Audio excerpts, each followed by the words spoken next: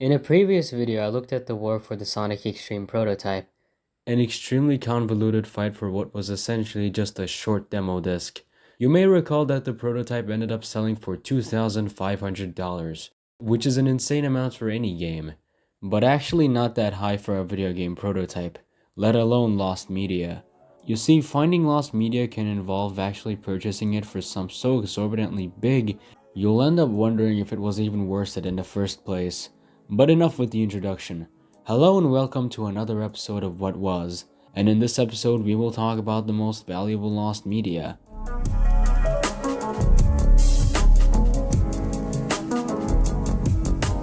For most people, lost media is associated with cartoons. This is due to a variety of factors such as them being formative memories to millions of people, which leads to those people wanting to come back to them for nostalgia, only to find out that the media that defined their childhood is no longer available to rewatch. But not all of these necessarily need to be obscure. For example, SpongeBob SquarePants is one of, if not the most important cartoon of the 21st century so far, and all of its episodes are pretty easily available everywhere. And so you may ask, how can it be valuable at all? Well, let me introduce you to the Best of Nicktoons 1998 VHS. This rare VHS includes the SpongeBob pilot Help Wanted, with an extended intro sequence, which was only used in the original broadcast of the episode. The VHS tape was only distributed internally to employees, and as a result, is quite rare. Now, the extended SpongeBob intro has been online for quite some time now, and the higher quality version from the Best of Nicktoons VHS is on YouTube, but the original VHS tape is nowhere to be found. I don't believe it ever sold at an auction. If I had to guess, I would assume it would be worth at least a couple $100, which is the bare minimum of what we are looking for here. To find the real valuable items, we have to delve deeper into obscurity and age. Poor Papa is a Disney cartoon featuring Oswald the Lucky Rabbit, the original mascot of the company before Mickey Mouse came around. Poor Papa is the first Oswald film ever produced, although not the first one released. It premiered in 1928 and was shortly forgotten about afterwards. It wouldn't be rediscovered until 2001, when a surviving copy sold for $100 at an auction. So far so good, but the collector ended up not doing anything with it. A few years later, the film would sell once again for £170. That purchase didn't result in anything either. But for one last time in 2014, it would sell for $7,500. Allegedly, these copies weren't even fully complete. So for the longest time, even the people who bought the thing didn't even see the full experience. Funnily enough, even the Walt Disney Company couldn't get their hands on it, until 2017, when the short finally resurfaced in a Blu-ray collection. This copy was purportedly a restoration of a copy purchased from the United Kingdom. But we can go higher. A lot higher. For this next tune, we have to jump over to the islands of Japan. Wonder 3 is an early anime from Japan that aired in 1965. It's one of the first animes to ever get dubbed into English, with the dub and original airing simultaneously. Considering its age, this show has become quite rare. How rare, you may ask? Well, in 2008, the original film negatives were sold in auction for $24,000. The value of these cartoons almost seem random at times. How can a random anime from 1965 be worth that much? While dropping 24 grand for some anime seems like a fine deal, it absolutely is not the highest echelon of lost media collecting. If you want to find even more valuable lost media, look no further than the strange realm of video game prototypes. Considering how huge the gaming industry is, it's no surprise that some unreleased games can fetch up a hefty price. In the early 90s, a platformer was being developed for the Super Nintendo, one of many inspired by the recent success of Sonic the Hedgehog. Cooley Skunk was set to release in early 1996, but it wound up being unreleased for a good while before coming out for the Super Nintendo's direct competitor, the Sony PlayStation. As a result, the earlier version was lost for quite some time, until a working cartridge would be discovered in Akihabara, Japan, selling for 50,000 yen or $400. A few years later, the same copy would be listed at an auction, and this one would get noticed by the video game preservation website Forest of Illusion. They would raise a bid for it and eventually acquire it for $350. But not all media is that old. In fact, some are incredibly recent. In 2010, EA was set to release another entry in the annual NBA Live franchise. This one was the first to use a different name. This new game was set to feature many new things, including a new style of play and a new physics simulator. So, as the release date approached, EA released a demo to the PlayStation storefront, and it backfired horribly. With numerous glitches, gameplay issues, and broken physics, the game seemed barely complete and received terrible reviews. And EA actually listened for once and delayed the game's release. To compensate, they released a small part of the game as a standalone release, and eventually shelved the game entirely. However, there were copies sent to retailers prior to cancellation, and those copies would end up selling for many times its retail price. How much? Well, the prices went as far up as $10,000. Eventually, a little over 10 years after it was supposed to come out, the ISO file of the PS3 version was found and dumped online, bringing an end to this whole bonanza once and for all. In 1988, the Japanese studio Irem released Napoleon Senki, a strategy game specifically dedicated to the Napoleonic Wars. An English translation of the game was being worked on by Broderbund, but that was unfortunately cancelled. In 2022, an auction would appear for this very version, and it ended up selling for $28,000. In many media outlets, this game is lumped in with another one of its kind. Scanner was set to release for the Power Glove accessory sometime in 1990, and was even showcased at an electronics show in Chicago, but ended up getting shelved for some reason. The prototype was developed by Rare, the same company that would end up developing the Donkey Kong Country Trilogy and Banjo-Kazooie. This point was of major interest to people, and it is often mentioned in publications. This one-of-a-kind copy eventually sold for $11,000. Important developers can jack up prices to exorbitant amounts, but in the end the game is all that matters. Which also reminded me, prototypes in general can be extremely expensive. In the 90s, Nintendo and Sony were hard at work developing a CD add-on for the Super Nintendo. This partnership would suddenly end, however, when Nintendo terminated their contract in favor of licensing their characters to Philips for use in their CDI console.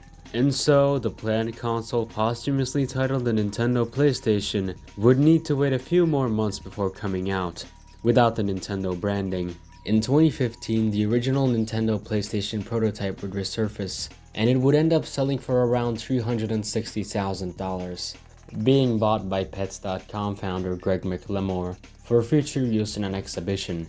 Continuing with the theme, in 1975, Atari took a break from the arcade business to create one of the first fully mainstream consoles. Just a year later, they released that very console, the Atari 2600. In 2022, a prototype hand-carved console with a pre-installed Pong cartridge sold for $270,000. Of course, prototypes aren't exclusively limited to video games. In the 1970s, the camera manufacturing company Leica was experimenting with tons of different camera designs, including a 24x24 that wound up unreleased for unknown reasons. Just over 50 years later, this camera would sell for $667,000. But what is by far the most expensive prototype is one from a familiar company, Apple.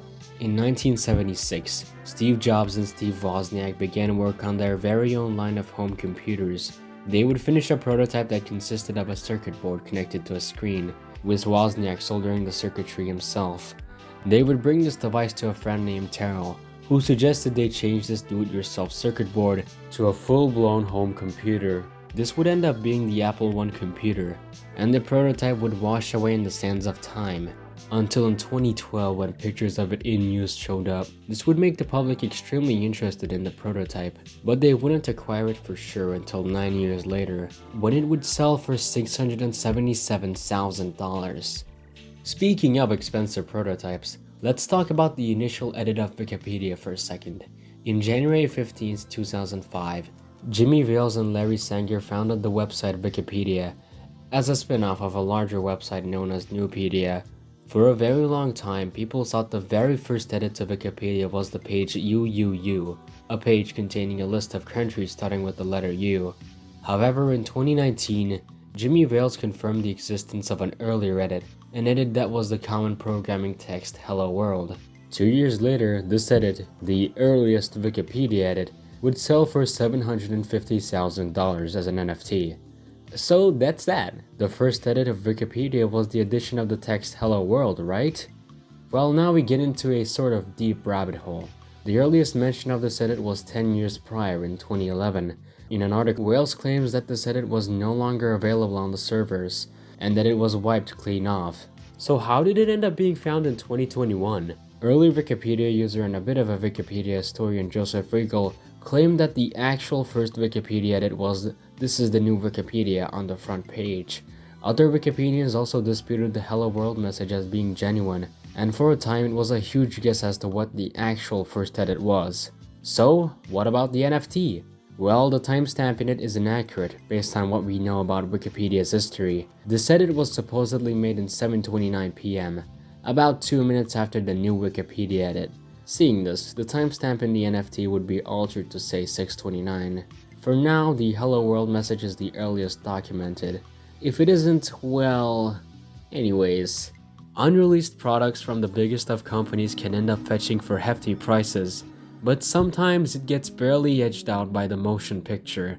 Films from the silent era are notorious for their degeneration and burning in studio fires, because the material back then was so much more fragile than it is today. It's no wonder that some estimate around 90% of all silent films are lost. In 1927, Lon Chaney starred in a horror film titled London After Midnight. The movie had a lukewarm reception at its debut, with critics criticizing the cinematography as boring and uninteresting. The writer did a remake of it a few years later with Bela Lugosi. While this remake is regularly available to this day, the original version has remained lost. The last remaining copy burned down in a studio fire in 1967. Now it only survives in recreations and publicity stills, and posters used in venues. One of these ultra-rare posters, claiming to be the last poster ever from it, would sell in 2014 for $450,000. Another piece of lost media relating to a Lon Chaney release is the movie Thunder, released in 1929. This movie grossed very well, but it's also known for causing Lon Chaney's death. While shooting one of the scenes, he caught a cold, which is generally attributed to his demise. The entire script of the film was sold at an auction in 2013 for a few $1,000s. Approximately half a reel of footage is known to still survive, so at least it's partially lost. There is also a home movie from the set by one of the people who worked on a film, which is insanely impressive from a movie made an entire century ago. Any sort of material from lost movies can sell for a ton, but how about something more direct from the film? Film reels. In 1977, famous movie director George A. Romero directed the film Martin. It's a weird watch, and it was supposedly going to be a bit longer than what actually came out. This director's cut of sorts exists in film reels, which ended up being unearthed in 2022 and sold for around $2,500. Wait, that's actually closer to the prices that were at the beginning of this video. Let's jump back up again with something very interesting. To this day, bidding wars for unmade scripts happen in Hollywood. Sometimes scripts can sell for millions. They do often get made, of course. You can't just waste all those millions of dollars for nothing, right? But what if there is one film whose script was bought but was never made? Enter The Ticking Man. It's one of those 80s and early 90s action schlocks that make a lot of money. When presenting the script to studios, there were agents who handed people actual ticking clocks, allegedly, and eventually it sold for $1.75 million. The movie ended up being a wasted investment, however, and it languished in development hell until slowly fading away into obscurity. I guess this technically doesn't even count as lost media considering it never got filmed in the first place. But whatever, I just wanted to talk about it regardless. Now, motion pictures are very valuable for sure, but believe it or not, there's still so many expensive stuff we haven't looked at. Michael Jackson is one of, if not the biggest pop star of the past century. I don't think I need to explain why unreleased material from him can be really expensive. During the sessions for Invincible, Michael created a song titled Can't Get Your Weight Off Me. It was considered for his second posthumous album Escape, but ended up being scrapped from the track listing. This recording would end up being listed at an auction for about $100,000, but it ended up not selling at all. So, the same seller tried selling it again on eBay for $500,000. Nobody cared. Small portions of the song have leaked, but the full version remains a mystery to this day. In 2021, an NFC of an unreleased Whitney Houston demo recorded during the early 1980s would sell for $1 million. But let's get to the, shall we say, one of the most infamous pieces of lost media. In 2008, the Wu-Tang Clan began recording what would be their ultimate album. This recording process would quietly continue until 2014, when the album would be pressed on vinyl for the first and last time. You see, this was meant to be the last Wu-Tang sounding album ever made, with the public only being allowed to listen to it after about 88 years. The only copy would be sealed inside an elaborate container. The price? $2 million.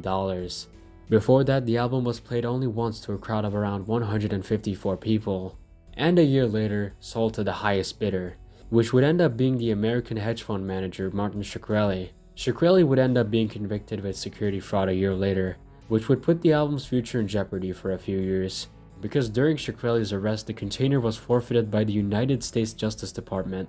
The group rightfully wanted the album back, because this is an incredibly important album to every single one of the members, but unfortunately they would never really end up getting their wishes granted. In 2021, the Justice Department would sell the only copy to a crypto community for $4 million. After this whole fiasco, you may be asking, why would the group do this at all? An associate of the group and one of the people who suggested the idea, Silver Rings, stated that the reason for the album's ornate, everything, was in honor of Renaissance artists, and how the current music scene valued their work in a much lesser way to artists such as Mozart, Beethoven, and Van Gogh, which reminded me of something. Throughout this entire video, we have gone through media after media, from audio to visual to cartoons to horror. It's genuinely incredible how valuable some of these are. We have gone through far and wide searching for this most valuable lost media. I feel like that's enough beating around the bush. The most valuable pieces of lost media are artworks. I think it comes as no surprise considering how valuable regular art is, but the value of lost paintings can be nigh incomprehensible. In 1979, a cargo plane mysteriously vanished during a flight from Japan to the United States. Its cargo included around 53 paintings by Japanese-Brazilian artist Manabu Mabe. Needless to say, none of these paintings have ever returned. With my estimates, the entire collection would be worth around $1 million today. This flight is incredibly mysterious. Not a single piece of wreckage has been recovered from it. This mystery is still yet to be solved, but that's for another time perhaps. Let's go back a bit further into the past. In 1917, Marcel Duchamp would upset the art world by signing a urinal and putting it in a museum. The Ready-Made, as it was known, was strongly influential, immensely iconic, and was lost a bit after its inauguration, with the most widely accepted fate for it being that it was thrown out into the garbage. Thankfully, there are many photographs of this work. If it did survive, the original work would be worth around $1 million, again, considering it's a rare work and was thought to have been lost for a long time. Oh yeah, rare works. How about Fabergé eggs? A lot of these iconic golden eggs have been lost to time, including the Royal Danish egg and the Alexander III commemoration egg. Both of these eggs are valued at around $30 million.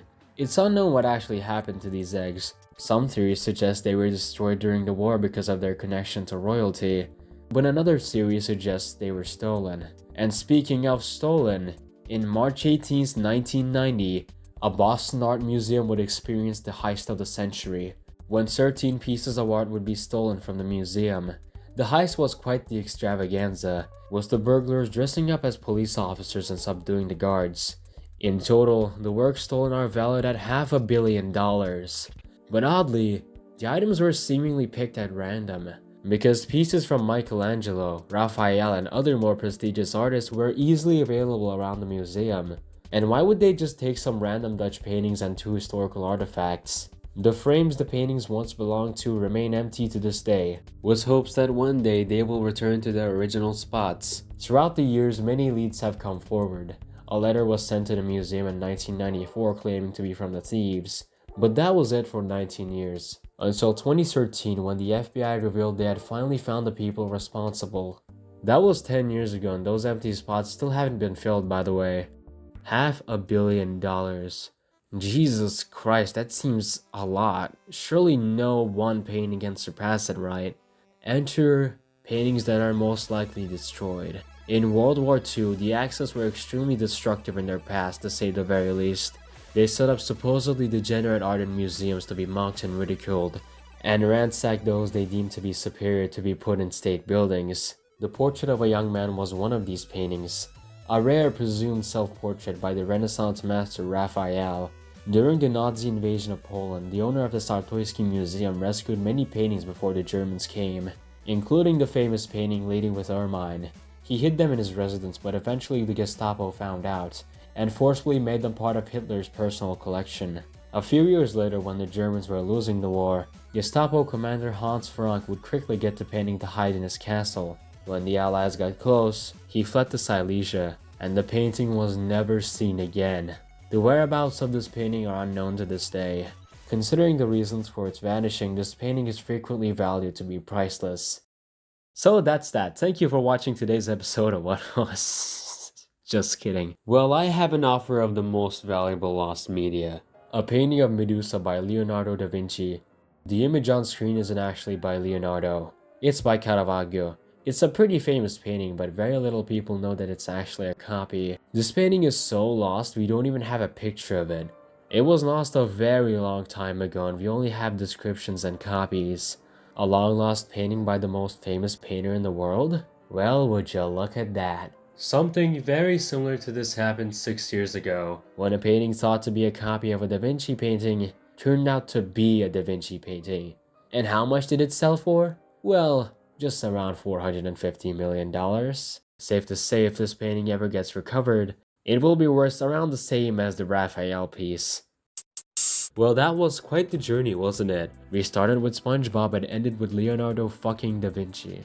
Lost media is vast. So vast, in fact, I haven't even scratched the surface. These are just the bare minimum of what lost media can be. There are lost plushies, internet cartoons, and YouTube videos. And it doesn't always need to have a set price. Sometimes its value comes from the worth of it being in the hands of the many people who want it in the first place. Lost media can be worth so much yet so little. I guess at the end of the day, the monetary prices do not matter. The real reason for all this trying is just to benefit the culture that surrounds the piece, from the nichest to the largest. Alright, I'm serious this time, no fake outs. Thank you for watching today's episode of What Was, and I'll see you for the next episode.